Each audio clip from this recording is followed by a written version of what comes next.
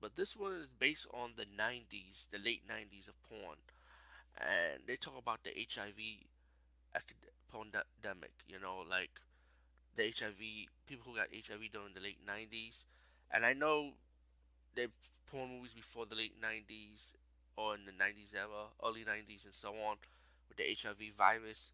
For some reason, it was rapidly growing in the late 90s, and you have these different porn stars, um, directors, people who know about porn talk about the AIDS epidemic of the porn industry in the late 90s and how there's a situation where who's patient zero who got these girls affected by porn.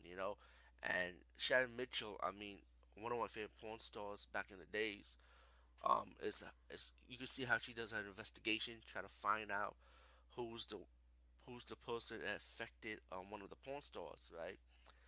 And they started doing research, trying to have all these porn actors and actresses to get their blood tests. But one catch, one porn star did not want to do it, and there was ways of trying to get him to. They found a way of trying to get him, of trying to like pretty much get him to to give into the blood test or forcibly give into the blood test. Let's put it like that. I thought it was interesting because I didn't knew about this part.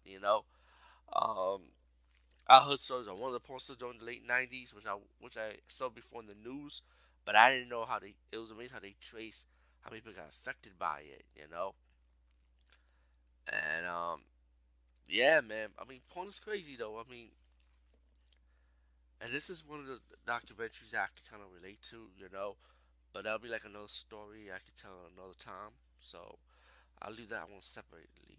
But Porndemic, definitely check it out. Peace out and see you later, guys and gals.